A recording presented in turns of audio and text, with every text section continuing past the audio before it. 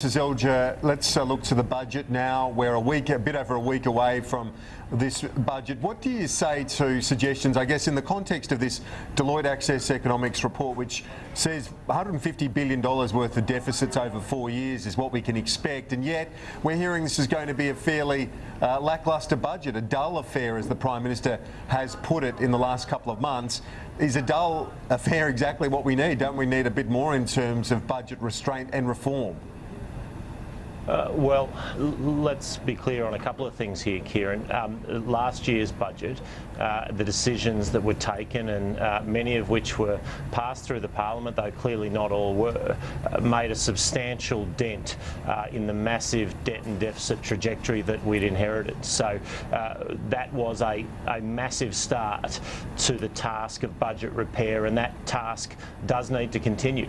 It needs to continue through continuing to sensibly restrain spending, not slash and burn, but sensibly restrain spending, whilst also focusing on growing the economy and growing jobs. And so that's why so much of our focus is on things like small business tax cuts and encouraging small business to employ, workforce participation through the childcare package.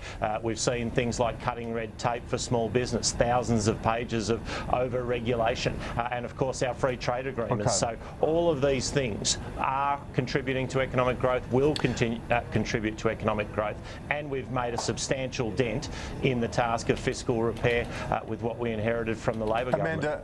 Amanda Rishworth, the Australian, reporting that the senior members of the Cabinet have killed off a proposal for a further revenue measure because the government's aim is to draw a very distinct line with Labor, pointing to the fact that Labor's options are to increase tax, that you're not looking at spending cuts yourself, or spending restraint, as Senator Seselja puts it. Well, quite frankly, the Liberal Party would like to paint the Labor Party like that, but they themselves have increased petrol tax. I mean, they seem to have a very short memory about that, but they bypassed the Parliament to increase petrol tax. They've had a number of other impacts on low and middle income families, like proposed cuts to family benefits. So it's a bit rich coming from the Liberal Party to say that they haven't increased taxes. Indeed, they have. What Labor has put forward is some credible alternatives to budget repair.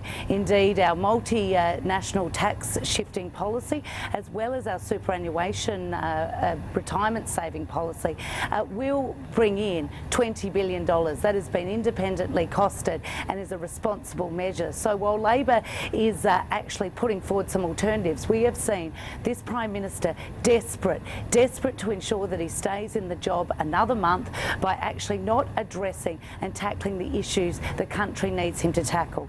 Let's be clear, consumer confidence is down, spending by consumers is down, and indeed unemployment is up. This is what the Prime Minister needs to tackle. Senator Seselja, on the pension issue, with the reduction of the taper rate for those wealthier pensioners, reducing access to the part pension, it looks like the government's going to rely on the Greens to get this through the upper house.